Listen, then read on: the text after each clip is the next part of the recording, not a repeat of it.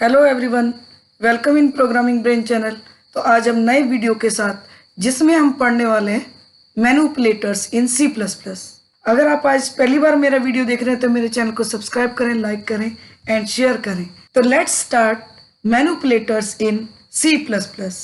तो देखिए ये हमारे manipulators in C plus plus. तो मैनिपुलेटर्स भी सेम जैसे आपने iOS मेंबर फंक्शंस हमने यूज किए, जिसमें हमने format flags and bit fields का यूज करके आउटपुट को फॉर्मेट किया, उसी तरह से हम मैनिपुलेटर्स का यूज भी आउटपुट को according to our requirements format करते हैं। तो चलिए पहले इसके बारे में पढ़ते हैं, फिर सिंटैक्स समझेंगे और फिर प्रोग्राम बना करके रन करेंगे। तो देखिए manipulators are operators used in C plus plus for formatting output.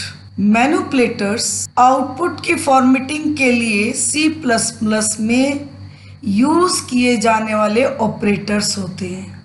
The data is manipulated by the programmer's choice of display.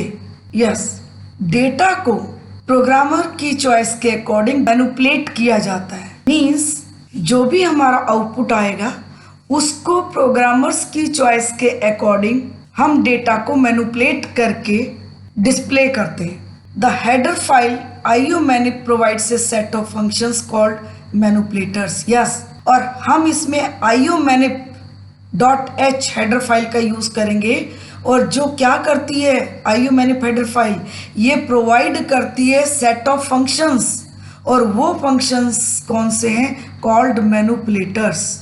यानी कि मैनिपुलेटर्स की जो डेफिनेशन है वो कंपाइलर को किस फाइल से मिलेगी? IOManip। They provide the same features as that of the iOS member functions and flags. Yes, और ये सेम फीचर्स प्रोवाइड करता है जो कि iOS के member functions and flags provide करते हैं। सेम वही फीचर्स मैनिपुलेटर्स भी प्रोवाइड करता है। Some manipulators are more convenient to use than member functions in iOS class. Yes, और कुछ मैनिपुलेटर्स ज़्यादा कन्वीनियंट हैं यूज़ करने में, किसकी अपेक्षा में? जो iOS क्लास के मेंबर फंक्शंस हैं उनकी अपेक्षा में। यानी कि जो iOS क्लास के जो मेंबर फंक्शंस हमने यूज़ किए उनसे ज़्यादा कन्वीनियंट है मैनिपुलेटर्स यूज़ करने में। We must include the file IOManip in the program. हमें IOManip हेडर फाइल प्रोग्राम में इंक्लूड करनी चाहिए।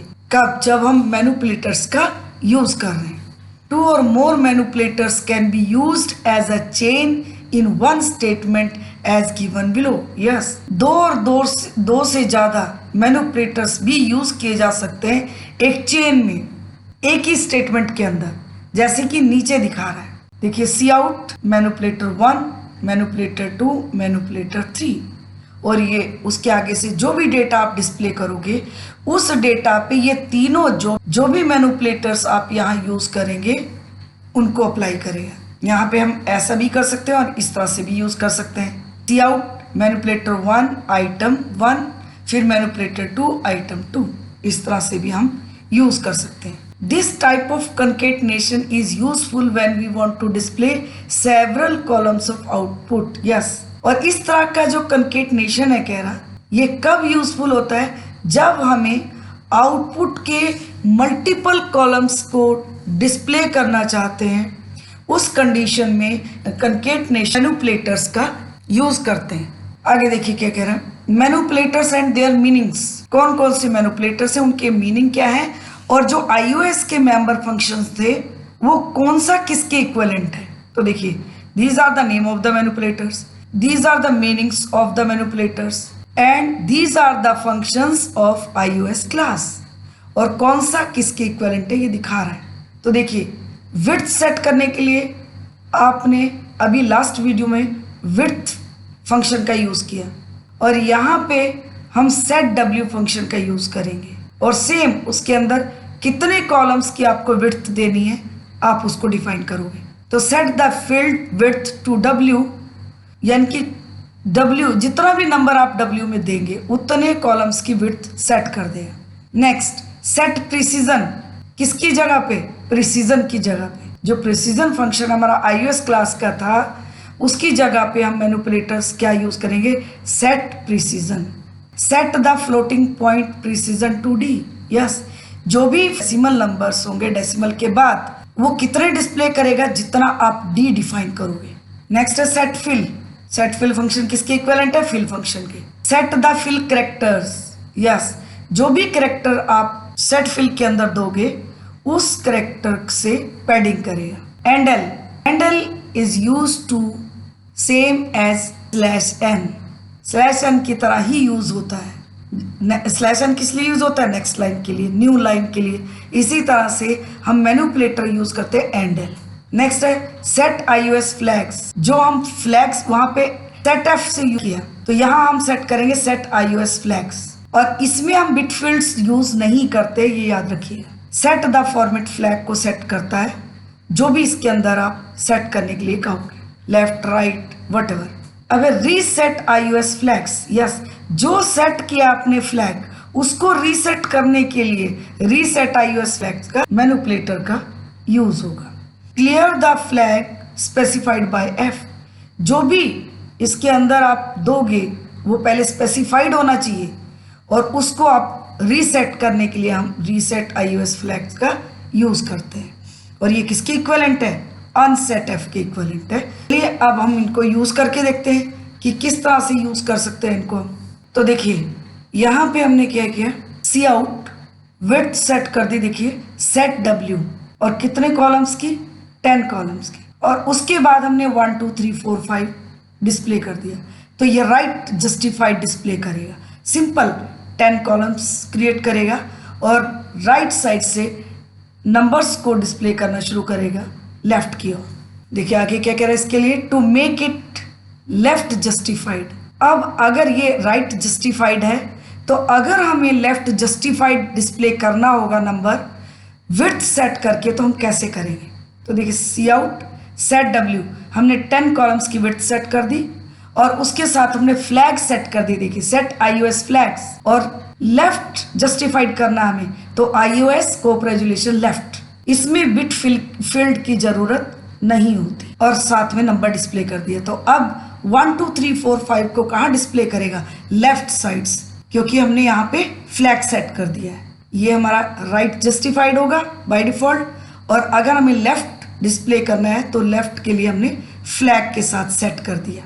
One statement can be use to format output for 2 or more values. Yes, एक स्टेटमेंट का हम यूज कर सकते हैं आउटपुट को फॉर्मेट करने के लिए 2 और 2 से ज्यादा वैल्यू के लिए।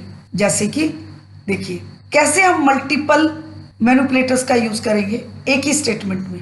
तो सी आउट के अंदर एक ही सी आउट यूज हो रहा है, देखिए यहाँ, और उसके अंदर हमने क्या किया, पहले सेट कर दिया हमने 5 कॉलम्स, उसके बाद सेट कर दिया हमने precision decimal points, and then number display करा दिया। तो ये सिंपल क्या करेगा, राइट जस्टिफाइड करेगा और 2 डेसिमल पॉइंट तक देगा, 2 3 तक, 3.23, और नेक्स्ट उसी स्टेटमेंट में देखिए सेमीकोलन नहीं है, अगर सेमीकोलन लगा देंगे तो टर्मिनेट हो जाएगा, लेकिन कंटिन्यू है, तो हमने अगेन विड्थ सेट की है उसकी 10 कॉलम्स की, फिर उसमें भी हमने जो डेसिमल पॉइंट्स हैं उनको सेट कर दिया, यानी कि 4 डेसिमल पॉइंट्स तक डिस्प्ले करेगा। तो 2 का जो भी स्क्वायर रूट होगा, क्योंकि डेसिमल के बाद बहुत सारी डिजिट्स आएंगी, तो वो केवल कितने डिजिट्स तक डिस्प्ले करेगा, 4 डिजिट्स तक। इसी तरह से नेक्स्ट सेट डब्ल्यू 15 की हमने विड्थ सेट कर दी, और फ्लैग अब ये साइंटिफिक फॉर्म में डिस्प्ले करेगा, क्योंकि हमने फ्लैग सेट कर दिया है कि जो भी हम यहाँ पे नंबर डिस्प्ले करेंगे उसको साइंटिफिक फॉर्म में डिस्प्ले करेगा। एंड देन ये क्या डिस्प्ले करेगा, किसका स्क्वायर रूट डिस्प्ले करेगा, 3 का, एंड देन सेमीकोलन से क्लोज। तो ये था एक ही लाइन में ये डिस्प्ले करेगा, पहले डेसिमल नंबर सिंपल प्रिंट करेगा, फिर 2 का स्क्वायर रूट प्रिंट करेगा, एंड 3 का स्क्वायर रूट डिस्प्ले करेगा, बट किसमें, साइंटिफिक फॉर्म में। तो हम इस तरह से भी 2 और 2 से ज्यादा वैल्यूज का यूज कर सकते हैं। नेक्स्ट है सेट फिल, जो पैडिंग करने के लिए यूज होगा। तो देखिए C out set W width set कर दी, सेट फिल हैश कैरेक्टर दे दिया हमने पैडिंग करने के लिए, और नंबर डिस्प्ले कर दिया। तो ये क्या करेगा, 10th कॉलम्स की विड्थ सेट कर देगा और राइट जस्टिफाइड करेगा 1 2 3 4, एंड लेफ्ट की ओर हैश डिस्प्ले कर देगा, जितने ब्लैंक स्पेसेस होंगे उनके लिए। नेक्स्ट है हमारा, देखिए सी आउट सेट डब्ल्यू, हमने विड्थ सेट कर दी 10 कॉलम्स की। फिर फ्लैग सेट किया हमने लेफ्ट जस्टिफाइड के लिए और नंबर डिस्प्ले करा दिया। अब ये लेफ्ट में नंबर को डिस्प्ले करेगा। फिर सी आउट सेट डब्ल्यू, हमने 10 कॉलम्स की विड्थ सेट कर दी और 4 5 6 नंबर डिस्प्ले कर दिया। तो सिंपल जो एक बार हमने ये फ्लैग सेट किया है हमारा, सेम अप्लाई कर देगा 4 5 6 के लिए भी। और अगर हम चाहते हैं कि अगला नंबर जो हम डिस्प्ले करें वो राइट जस्टिफाइड करें, क्योंकि ये जो फ्लैग सेट किया है इसमें भी अप्लाई होगा, तो उसके लिए हम चाहते हैं अगला नंबर हमारा राइट जस्टिफाइड हो। तो हम एक तो तरीका है कि फ्लैग को हम राइट में सेट कर दें, और या फिर हम जो सेट किया हुआ फ्लैग है उसको रीसेट कर दें।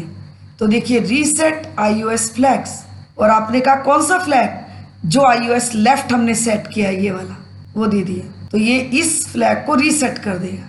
तो इस फ्लैग को रीसेट करने के बाद जो भी नंबर हम डिस्प्ले करेंगे उसको राइट जस्टिफाइड डिस्प्ले करेगा। तो ये था हमारा रीसेट iOS फ्लैग। नेक्स्ट देखिए, हमने एक ही स्टेटमेंट के अंदर पहले विड्थ सेट की, फिर डेसिमल पॉइंट्स दे दिए, फिर पैडिंग के लिए दे दिया करेक्टर, एंड देन नंबर को डिस्प्ले करा दिया। तो ये क्या काम करेगा, पहले विड्थ सेट करेगा, फिर डेसिमल पॉइंट सेट करेगा, एंड देन करेक्टर फिल करेगा। तो 1 2 3.678, तो कितने डेसिमल पॉइंट लेगा, 2 डेसिमल पॉइंट्स तक, यानी कि 68 ले लेगा। तो ये क्या डिस्प्ले करेगा 1 2 3.68, लेकिन ये राइट जस्टिफाइड होगा और लेफ्ट में जो ब्लैंक स्पेसेस होंगे उनको हैश से पैडिंग कर देगा। तो देखिए मैं इसका आपको आउटपुट लिख करके भी बता देती हूँ स्टेटमेंट्स का। इसका क्या आएगा हमारा आउटपुट, तो देखिए ये आउटपुट डिस्प्ले करेगा इस तरह से। इस स्टेटमेंट का आपका, जैसे कि मैंने अभी आपको बताया, पहले 10 कॉलम्स की विड्थ सेट करेगा और हैश से फिल कर देगा ब्लैंक, और ये राइट जस्टिफाइड होगा। फिर हमने फ्लैग सेट कर दिया तो ये लेफ्ट जस्टिफाइड हो गया। फिर सेम अप्लाई करेगा जब तक हम चेंज नहीं करेंगे।